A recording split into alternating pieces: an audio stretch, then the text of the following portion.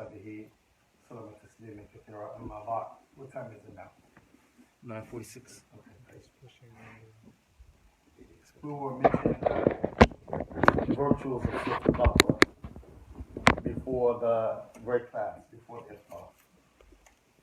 So we'll mention something maybe 20 minutes before iftar and before the Isha, maybe 20 minutes, 15 minutes after the Adhan of Isha, and sometimes between the 4 rak'ah. So we didn't get a chance to do anything after Isha, so we're doing it now. And we won't do something between the 4 rak'ah all the time because the Prophet didn't do that, so we don't want to make a custom of doing something with the way that the Prophet didn't do. So inshallah we'll mention some more about the benefits of Surah Al-Baqarah. So before we start, barakallahu fikum, issue when we talk about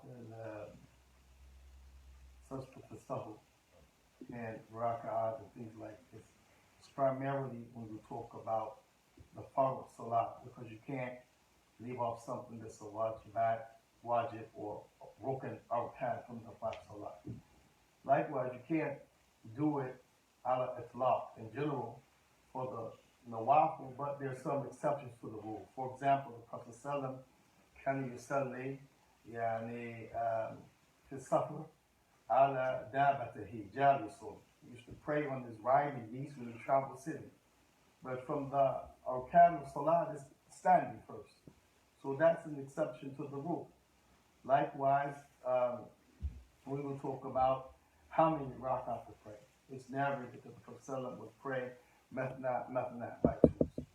Some narrations, the Prophet would pray 4 rak'ah, tasleem, 4 rak'ah, tasleem, and then shafa'u witr. Sometimes we'll pray 5.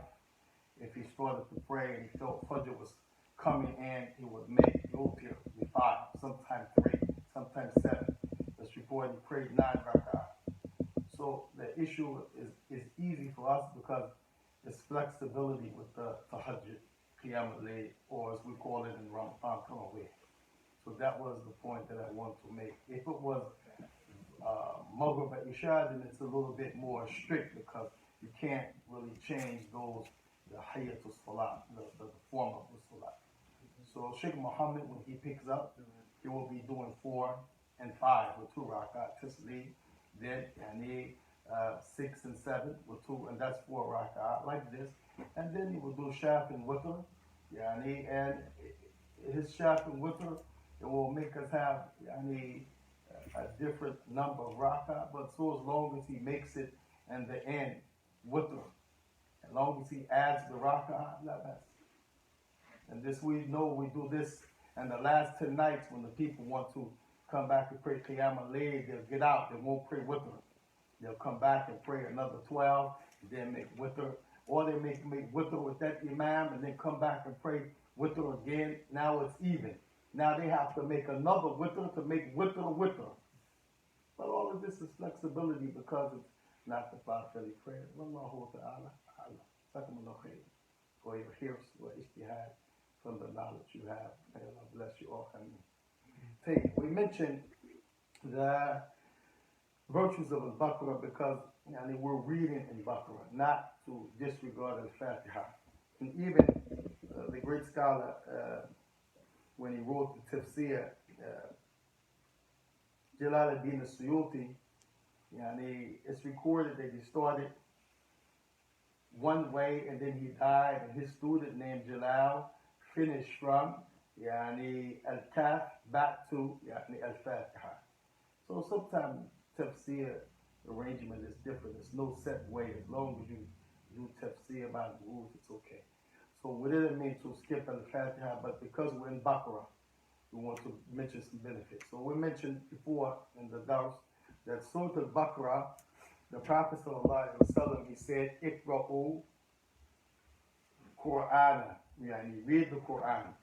فَإِنَّهُ يَأْتِي شَفِيعًا لِأَصْحَابِهِ يَوْمَ الْقِيَامَةِ. Read the Qur'an, recite the Qur'an, because it's going to come as like a lawyer, like an intercessor, and one who's going to, on your behalf, get you out of trouble on the day of judgment.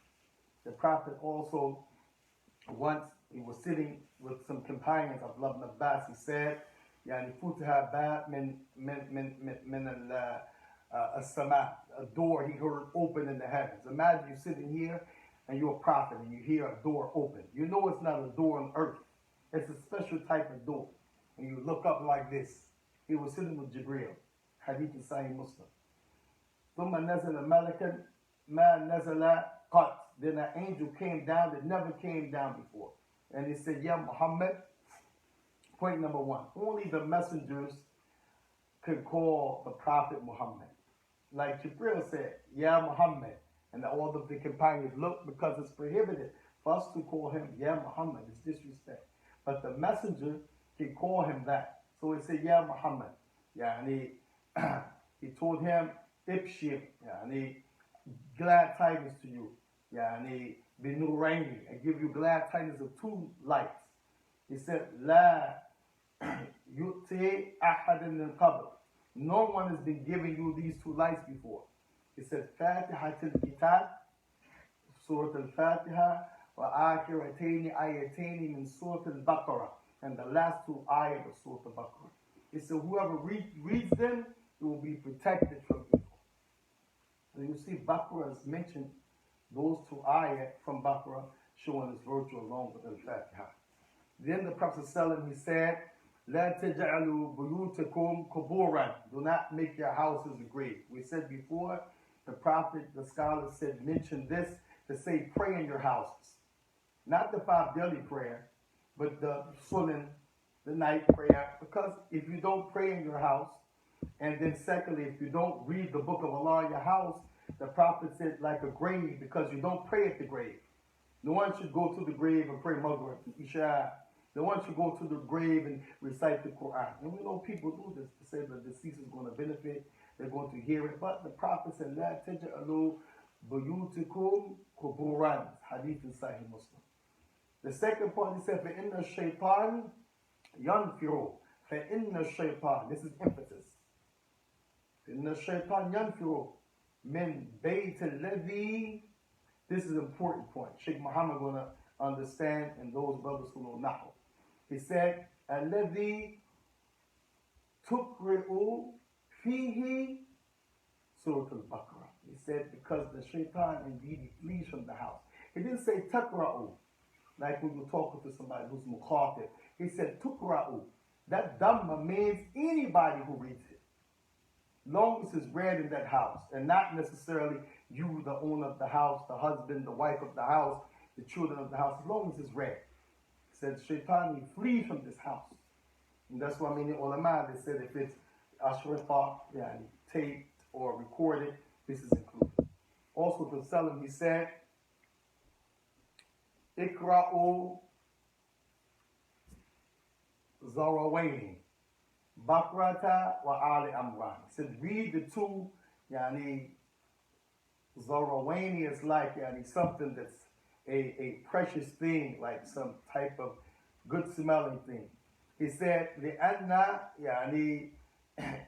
لأنهما يأتيان يوم القيامة كأنهما ومامتان. Because they will come on the day of judgment in the form of some shade, like when you have clouds when it's hot, or some shade when it's hot, أو غيايتان, or something to protect you, or حاجتان, or something. Some scholars said that will defend you. Tell Allah, he used to read the Baqarah, forgive him for his sins. Others say this like some birds have their wings stretched out to give you mercy.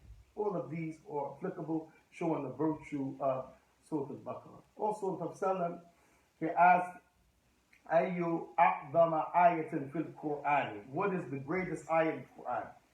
Hadith in Sahih Muslim. He asked this to who?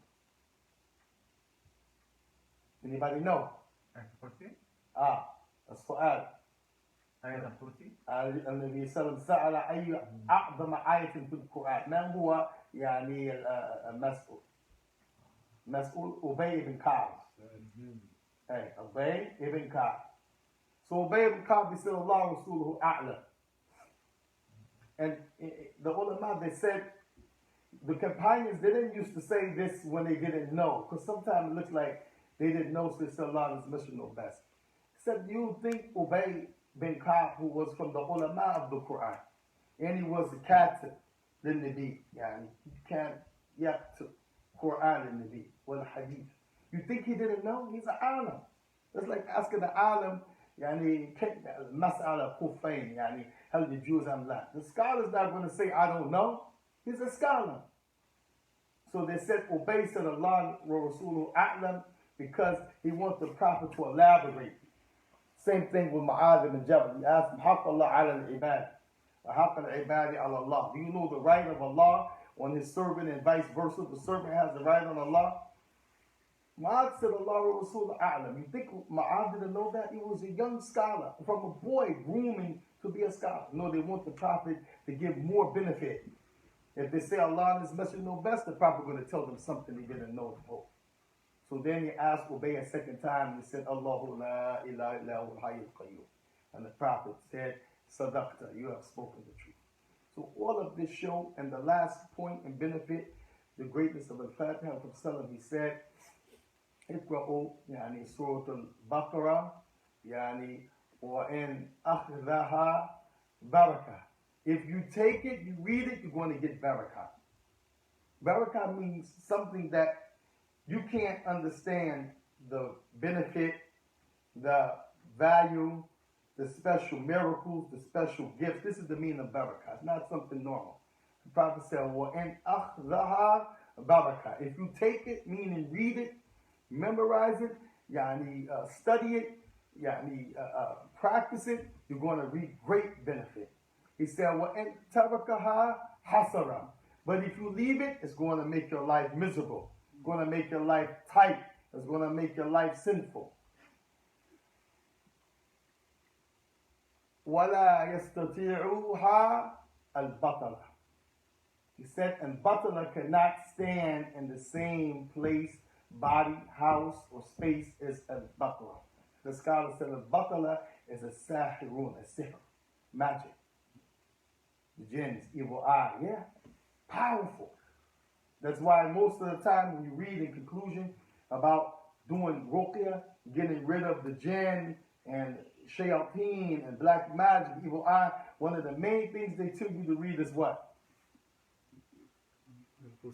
Ayatul Kursi, and in general, Surah Al-Baqarah. So this is, as Allah Tabaraka wa Ta'ala has revealed, the biggest surah in the Quran, the biggest ayah is one page. All of this shows you the lesson and the virtue that Allah has given us in Surah Al-Fatiha. While all of the Quran is blessed and virtuous, this is talking about the issue of Surah Al-Baqarah. نسأل الله سبحانه وتعالى أن ينفعنا به. Ask Allah to bless us by His Quran. ونسأل الله سبحانه وتعالى أن يشفي صدورنا به, to clean our hearts by it. ونسأل الله سبحانه وتعالى أن يرفع منا بلاء به, to raise from us difficulty, hardship by this Quran. وأن يزدنا إيمانا كاملا به, and give us a wholesome, complete iman from it. ونسأل الله سبحانه وتعالى أن يجعلنا مما يستمعون القول ويتبع ماذا أحسن. We ask Allah to bless us from those who hear and practice and follow the best of what we heard. هذا وصلى الله وسلم وبارك على عبد الله ورسوله وعلى آله وصحبه سلم تسليما كثيرا. سبحانك اللهم وبحمدك أشهد أن لا إله إلا هو أستغفرك وأتوب.